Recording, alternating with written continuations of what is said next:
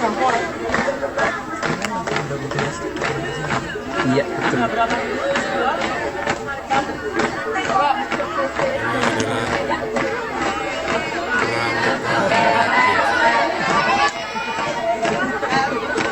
SMP 1 Kendal.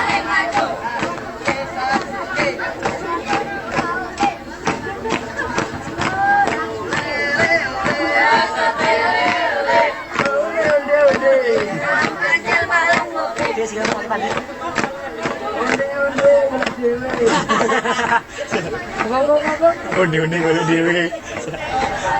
Ya, itu anak-anak sengaja saya tampilkan karena ada kaitannya dengan bab yang akan kita bahas ini nanti. Pada kesempatan ini saya akan membahas terkait dengan sistem gerak pada manusia. Manusia bisa bergerak karena memiliki dua faktor. Dua faktor itu apa saja? Inilah faktornya. Gerak pada manusia dapat dibagi dua faktor, yaitu karena alat gerak pasif dan alat gerak aktif. Alat gerak pasif yang bisa disebut rangka. Rangka itu adalah kumpulan beberapa tulang. Kenapa dikatakan pasif? Karena dia tidak aktif. Dia mengikuti apa yang dilakukan oleh otot. Karena dia bersifat pasif, tidak aktif, maka kelompoknya alat gerak pasif. Dikatakan alat gerak aktif otot itu karena memang dia yang menggerakkan gerakan pada manusia yang lebih aktif. Otot sendiri itu nama lainnya daging atau kumpulan dari sel-sel. Jadi kumpulan sel namanya jaringan, nama lainnya otot. Kamu bisa melihat gambar itu untuk membantu memahaminya. Ingat, biasakan dengan melihat objeknya kamu bisa. Selanjutnya adalah fungsi rangka. Fungsi rangka ini nanti di sini ada 7, ya. Ketujuh fungsi rangka ini tidak perlu kamu hafal. Ingat, memahami objeknya. Gunakan kemampuan bahasamu sendiri, maka kamu akan bisa. Saya ambil contoh nomor 1. Fungsi rangka adalah pemberi bentuk tubuh. Kamu bisa bayangkan, tanpa ada kerangka maka manusia tidak punya bentuk. Maka dalam hal ini fungsi rangka untuk memberi bentuk. Jadi bukan seperti gombal. Untuk formasi sendi-sendi, artinya penghubung antara tulang dengan tulang. Contohnya, antara tulang lengan atas dengan tulang lengan bawah. Itu kan ada penghubungnya. Tanpa ada penghubungnya maka tidak akan terhubung. Nah, itu ya. Maka sendi adalah penghubung tulang. Kerangka, pelekat otot. Jadi otot itu melekat di mana? Di rangka atau di dalam tulang. Yang berikutnya, pelindung otak, paru-paru, jantung. Kamu bisa bayangkan pada tulang tengkorak, pada tulang kepala itu. Kalau pada saat itu kamu nyundul bola, kalau seandainya tidak ada tulang tengkorak, maka apa yang di dalam menjadi rusak, hancur. Seperti yang ada di dalamnya akan ada otak. Kalau di dalamnya dada, di dalamnya ada jantung, ada paru-paru. Kalau seandainya kamu bersentuhan tanpa ada pelindung itu, maka akan rusak. Maka si kerang dalam ini apa itu namanya, tulang rusuk, tulang dada itu kan kerangka. Berarti kerangka sebagai pelindung. Penyokong berat badan atau penegak. Tanpa kerangka itu pada tulang belakang tidak mungkin bisa tegak. Tidak bisa menyokong beban berat. Tempat pembentukan sel darah pada pipa, tulang pipa, pada penyimpan kalsium sebagai penguat. Jadi dengan demikian kamu bisa membayangkan objeknya sehingga bisa menggunakan bahasanya sendiri untuk mengartikan fungsi dari rangka. Jadi tidak perlu, ingat, selalu mencari caranya belajar yang tepat. Kalau ada kesulitan segera SMS ya. Saya akan bantu kapanpun saja. Selanjutnya terkait dengan pengelompokan rangka. Rangka dikelompokkan menjadi 2, rangka aksial dengan rangka apendikuler. Rangka aksial itu rangka yang menghubungkan sumbu bagian tengah, sedangkan rangka apendikuler ini adalah bagian rangka yang bersifat itu membantu atau sebagai anggota gerak. Nah, untuk rangka aksial itu dapat dibagi dua, tulang tengkorak dengan tulang badan. Tulang badan itu terdiri dari tulang belakang, dada, dan rusuk. Tulang anggota gerak atas itu tangan. Tulang anggota gerak bawah itu berarti kaki. Kita perjelas pada slide berikutnya. Tulang tengkorak itu ada bagian kepala, ada bagian muka. Tengkorak bagian muka atau bagian kepala yang muka ada ubun-ubun, tulang kepala belakang atau tulang tengkorak belakang, tulang baji, pelipis. Ingat, sambil melihat gambarnya, usahakan kamu ingat kalau ada ulangan, seandainya ada gambar, di situ tertulis bagiannya nomor 1, nomor 2, nomor 3, kamu bisa menyebutkan. Bagian muka, oh ya raut muka kita ini. Itu antara lain seperti yang di kotak itu ya. Maka kamu itu tidak hafal tapi mengerti. Saya lanjutkan pada slide berikutnya. Tulang belakang, bagian yang belakang. Tulang belakang itu adalah kumpulan dari beberapa tulang. Ada tulang leher, ya, ada tulang punggung, ada tulang pinggang, ada tulang kelangkang, atau namanya pinggul gitu ya. Terus tulang ekor. Yang terkait dengan ini biasanya kalau ada ulangan terkait dengan jumlah ruasnya, tulang leher gasare tembung berapa jumlah tulang leher, berapa ruas? 7. Yang kedua terkait dengan pengertiannya, gunakan kamu menggunakan bahasanya sendiri. Setelah kamu mengartikan objeknya, oh iya berarti tulang belakang itu kumpulan dari beberapa tulang. Oh sifatnya keras, oh bentuknya pipi, oh fungsinya untuk penegak. Kamu kumpulkan jadi satu menggunakan konsep bahasamu sendiri. Gunakan untuk mengartikan pengertian tulang belakang. Jadi tulang belakang ini menurut bahasa saya, misalnya kumpulan dari beberapa tulang, tulang leher, tulang punggung, dan lain-lain yang bersifat keras, yang umumnya berbentuk pipi. Nah ini kan, yang berfungsi untuk menegakkan tubuh. Saya ngomong begini, ingat, tidak melihat buku, tidak hafal, tapi mengartikan. Usahakan kamu mencoba membiasakan seperti itu. Saya lanjutkan. Tulang rusuk. Tulang rusuk itu ada 3 bagian. Tulang rusuk sejati ada 7 pasang, kanan kiri. Tulang rusuk palsu ada 3 pasang, 3 pasang itu kanan kiri, dan 2 pasang tulang rusuk ya, kanan kiri. Kalau ini terkait dengan pengertiannya, saya kira kamu tidak perlu melihat buku. Ingat 7 pasang itu mulai dari sini, seret ke sini, ini nama ada 7. Berarti kalau ini namanya tulang rusuk jati, ingat ujung satunya itu kan melekat pada tulang dada. Ujung satunya melekat yang di belakang itu tulang punggung atau tulang belakang. Kalau itu diberi nama tulang sejati, berarti tulang rusuk sejati adalah tulang rusuk yang ujung satunya melekat pada tulang dada, ujung satunya melekat pada tulang punggung atau belakang. Terus tulang rusuk ini, tulang rusuk palsu, tulang rusuk 1, 2, 3. Ini kan melekat pada tulang rusuk sejati paling bawah, satunya melekat pada tulang punggung. Jadi kesimpulannya, tulang rusuk palsu adalah, tolong dimengerti, melihat gambarnya. Berarti ujung satunya melekat pada tulang rusuk sejati bagian bawah, ujung satunya melekat pada tulang punggung. Jadi itu namanya tulang rusuk palsu. Melayang, satunya melayang, satunya melekat pada tulang belakang. Kalau itu diartikan berarti ujung tulang rusuk melayang adalah tulang rusuk yang ujung satunya melekat pada tulang punggung, ujung satunya melayang. Ingat, tanpa melihat buku usahakan kamu bisa. Tulang anggota gerak tadi sudah saya sebutkan ya. Tulang gerak atas itu tangan. Tangan itu terdiri dari apa? Ya tulang lengan atas, ada pengumpil, ada tulang asta, pergelangan tangan, tulang ruas jari tangan ya.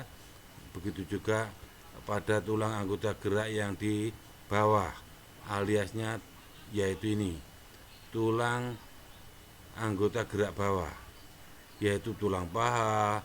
Terus kamu bayangkan mulai ke bawah, betis, maksud saya tempurung, terus ada kering, ada betis, pergelangan kaki, pada ruas-ruas jari kaki, nah dan seterusnya ya. Itu tolong dipahami. Dengan melihat objeknya usahakan kamu tidak hafal tapi ngerti. Kalau ada gambar disediakan, ada ulangan, kok suruh menunjukkan namanya, kamu saya yakin bisa. Tulang rusuk, maksud saya tulang berdasarkan bentuknya itu ada 4. Bentuknya apa? Pipa alias panjang, pendek, pipe, beraturan. Kenapa beraturan? Karena tidak termasuk pipa, tidak termasuk pendek, juga tidak dikelompokkan pipe. Nanti akan saya perjelas satu persatu ya. Tulang pipa, nama lainnya tulang panjang. Ingat, pipa, namanya pipa itu mesti berlubang, kuncinya berlubang. Jadi tulang yang berlubang, contohnya apa? Ruas jari. Ruas jari itu sepertinya pendek, ini seringkali keluar tapi terjebak kalian kadang-kala. Mesti menyebutkan tulang pendek. Ini tidak termasuk tulang pendek, ruas jari kaki, ruas jari tangan itu berlubang. Berarti kelompoknya tulang pipa. Yang kedua, biasanya terjebak pada tulang rusuk. Berdasarkan bentuknya dia kan ketoknya kayak panjang, tapi karena tidak berlubang berarti bukan pipa.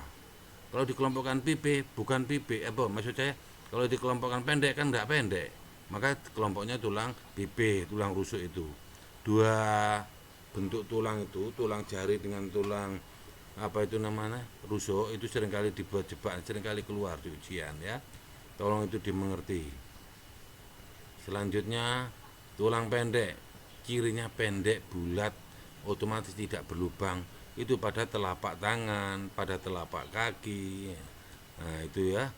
Silahkan kamu langsung melihat gambarnya, objeknya. Ini tulang pipe. Ini tulang tengkorak itu kalau mbok koncek diketoki kabeh. Lapis-lapisan ini nanti ini kan mati karena sendi mati ya, tidak bisa menggerakkan. Ini kalau dikupas maka pipe. Begitu juga tulang belikat. Ini tulang belikat itu pojok pipe ya. Itu tolong dimengerti. Pipe itu cirinya pokoknya pipe lebar. Pipe itu tipis nama lainnya ya. Terus selanjutnya ini tulang tidak beraturan. Dikatakan bulat itu ya tidak bulat, dikatakan pipa tidak pipa, dikatakan pendek juga tidak pendek, dikatakan pipi juga tidak pipi. Aliasnya tulang tidak beraturan, yaitu pada pinggul misalnya ya, itu pada tulang ruas-ruas belakang sebagian itu yang mengarah ke tulang tidak beraturan.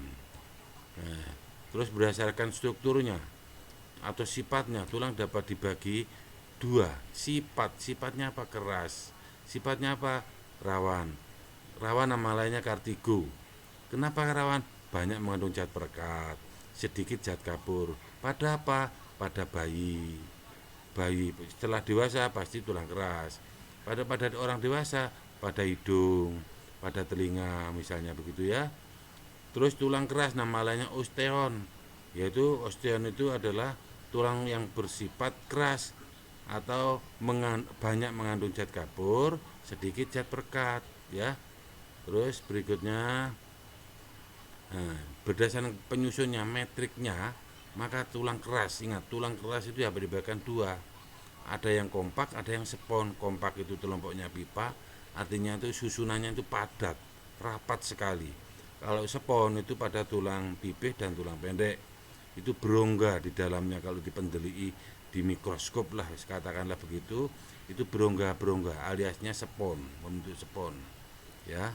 Nah ini saya tunjukkan tabel. Jadi setelah kalian itu memahami pemahaman yang di atas tadi, kamu hanya cross check, dipahami, dimengerti, dirasakan. Silahkan tabel ini dipahami. Oh iya, contohnya, oh iya sifatnya tulang keras itu kuat dan keras, sementara rawan kok lentur. Nah, kenapa kok lentur? Mengandung zat perekat, sedikit zat kapur dan lain-lain ya. Tolong dipahami. Berikutnya tulang keras. Tulang keras itu ini seringkali saya munculkan di sini karena seringkali juga keluar. Lihat bagian tengah itu ada yang berwarna hitam. Berwarna hitam adalah saluran hafes, bukan harvest tapi hafes, yaitu yang di dalamnya ada saraf, ada darah. Berarti kalau ada darah di dalamnya ada makanan, karena makanan yang membawa darah ya. Itu adalah saluran hafes. Kalau ada pertanyaan, apa itu saluran nafas? Nah, kamu kan bisa menyimpulkan dengan melihat, kamu usahakan bisa, yaitu bagian tulang keras yang ada di tengah yang di dalamnya terdapat saraf, pembuluh darah, dan lain-lain ya.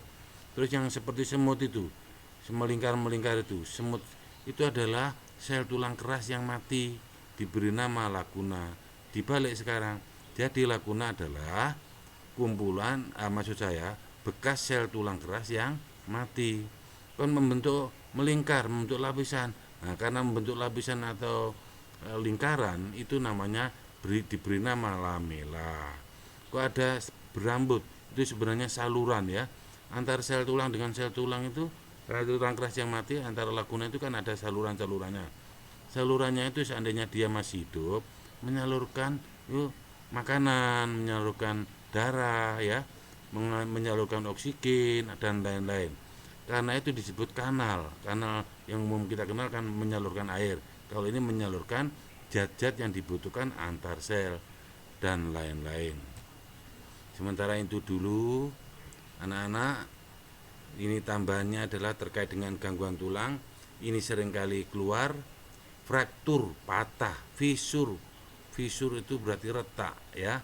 Kenapa demikian ya? Mungkin karena kecelakaan atau mungkin karena sudah tua, akhirnya zat kapurnya banyak, zat perekatnya sedikit sehingga mudah patah atau mudah retak.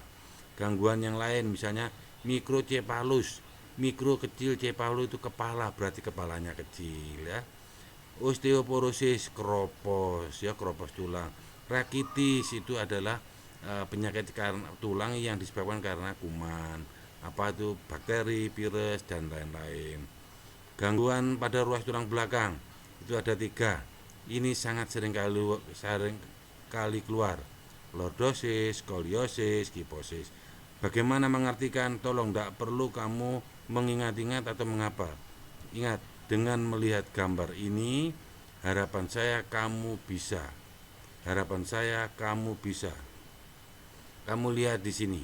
Ini ada kelainan tulang belakang. Yang ini orang normal tulang belakangnya. Yang ini tidak normal, ditunjukkan panah. Ini apanya? Punggung. Semuanya kan tulang belakang. Tulang belakang ini membengkok kemana? Ke belakang. Ini namanya kiposis, K, bungkuk, kiposis. Yang ini tulang belakang membengkok kemana? Ke depan. Awas, yang ada panahnya ini.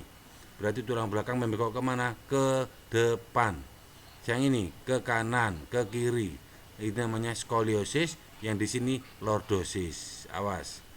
Saya bisa menyimpulkan menggunakan bahasa sendiri untuk mengartikan kelainan tulang belakang ini. Kalau di buku banyak keterangannya, kamu cukup menggunakan bahasa sendiri, pengertiannya sendiri, kemampuanmu sendiri. Contohnya kiposis misalnya, kiposis ini yang nomor 2 ya, yang membengkok ini kan tulang belakang, kemana? Ke belakang. Jadi saya simpulkan, kalau ini saya beri nama kiposis, jadi kiposis adalah kelainan tulang belakang di mana khususnya tulang belakang bagian punggung membengkok ke belakang ya. Apa itu lordosis? Lordosis adalah kelainan tulang belakang di mana tulang belakang, tepatnya pinggangnya, membengkok ke depan. Kalau ada ulangan jebakannya mesti ke depan ke belakang loh ya. Kamu lihat, dengan kamu melihat kamu bisa membedakan dengan cepat. Kalau ini membengkok ke kanan ke kiri, skoliosis. Saya kira itu anak-anak yang bisa saya sampaikan. Ini membantu kalian untuk lebih cepat memahami.